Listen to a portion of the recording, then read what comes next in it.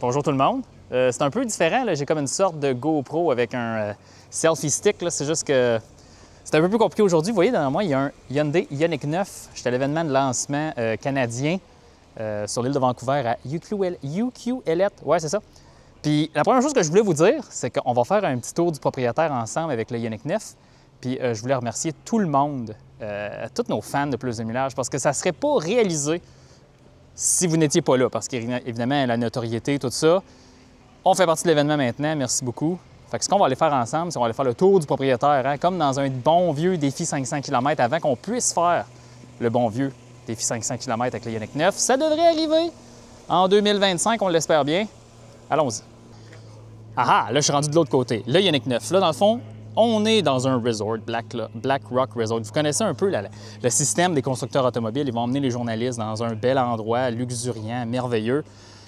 Puis ils vont nous faire plaisir, ils vont bien nous nourrir pour qu'on puisse apprécier notre temps encore plus avec le véhicule. Mais quand même, étant donné que pour moi, c'est la première fois, bien, en réalité, je suis beaucoup plus intéressé par le véhicule que pour le reste. Puis c'est ça qui est important. Puis regardez aussi, demain, on va avoir 6 Ioniq 9 là, pour faire de la route.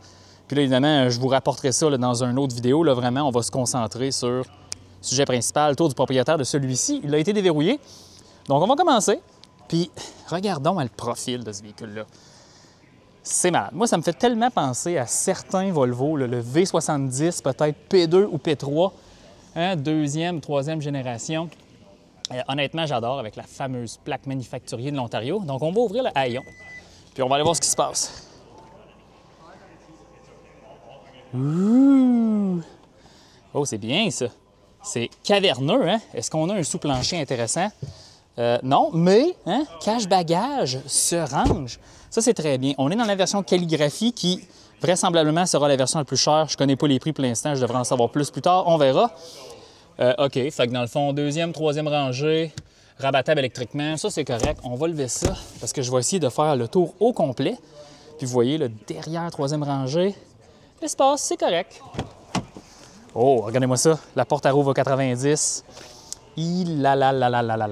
Ouais, OK. On jase ici, là. C'est très intéressant. Wow, l'éclairage ambiant dans la porte.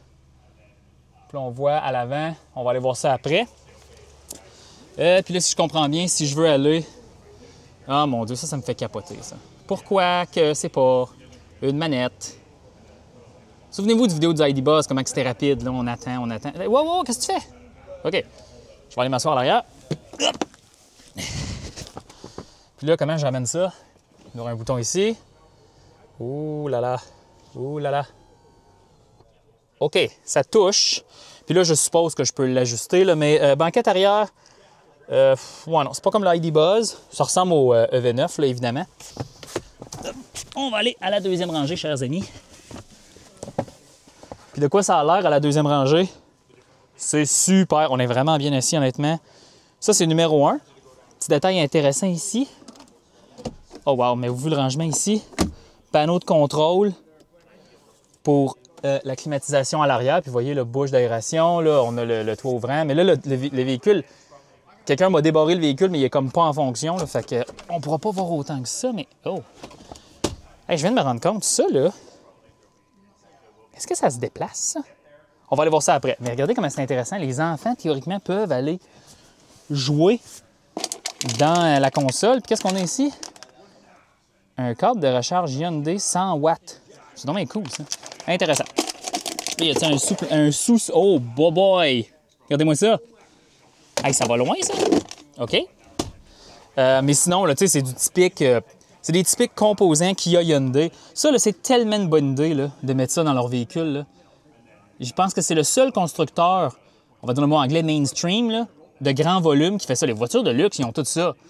Mais dans le grand volume, on a ça, évidemment. Ça, c'est, je me souviens, les Santa Fe de 10 ans avaient ça. Puis ça, Hyundai a été les premiers, encore une fois, dans le domaine là, du manufacturier de voitures de volume, là, qui ne sont pas des voitures de luxe, de le faire. Évidemment, accoudoir. Oh! Rappel cranté des accoudoirs. Excellente touche. Bravo! OK, espace arrière, c'est très bien, mais je vous dis, là, ça... Oh, attendez une minute. Ah ben oui, toi, un ottoman. Ouh là là! Ouais, OK. Si on est vraiment dans l'édition calligraphie, là...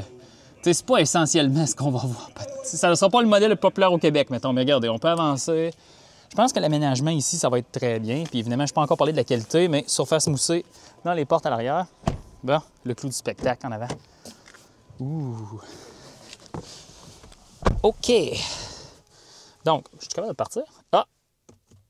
Je pense que la clé est trop loin, hein? Frein. La clé est trop loin. Ah non, ouais, c'est ça. La clé est trop loin, pas grave.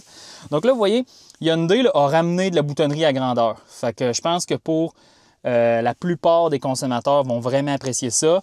Ici, on a un petit pavé, mode de conduite, recharge sans fil. Puis là, voyez-vous la console qui rouvre de l'autre côté. Là, ce que je vais essayer de comprendre, c'est... Ah, ben c'est ça. On peut avancer, reculer la console. Très bonne idée. Donc, ce que je peux faire, c'est me déplacer dans le poste de pilotage. Puis là, je peux vous montrer l'intérieur de ce côté-là. Donc, volant comme le Santa Fe, un peu un style Range Rover, un style Land Rover. Puis là, je trouve que Hyundai commence à faire un peu comme BMW. Regardez les écrans courbés. Puis je vous dis toujours, hein, c'est pour que votre doigt soit toujours à la même distance lorsque vous utilisez l'écran tactile. Sinon, il y a du rangement ici, il y a du rangement ici. Oh boy! Qu'est-ce qu'on a là? Hey, est-ce qu'on va savoir la massinette du véhicule? En regardant dans les papiers d'assurance. Qu'est-ce qu'on a là-dedans? Ah non, on n'a pas la massinette du véhicule, donc c'est pas important.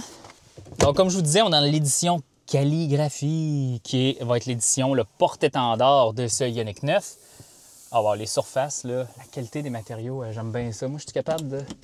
Non, ça veut dire que demain, on va jouer avec, puis on aura un peu plus de détails.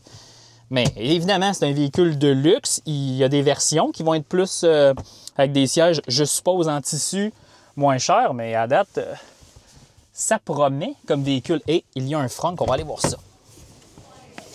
Puis je ne vous ai pas encore parlé des spécifications, mais dans le fond, là, tous les modèles ont minimum 500 km d'autonomie, 110 kWh de batterie, port NACS, que je viens de me rappeler, on va aller voir.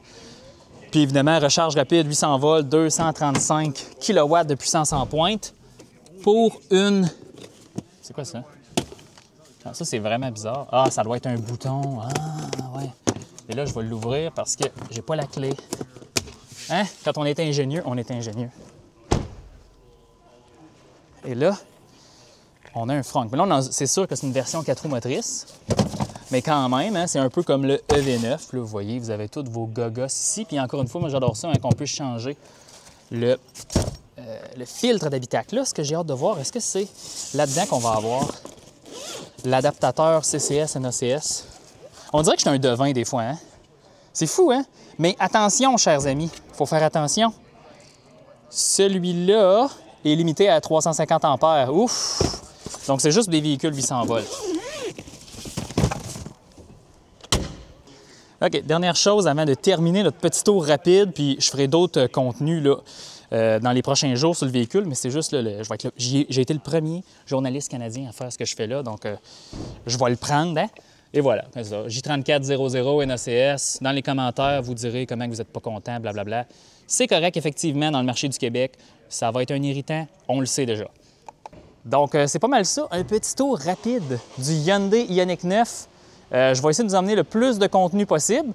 Mais dans le fond, c'était pour les premières heures de cet événement. Je voulais faire un tour là, tout de suite, puis je voulais être le premier.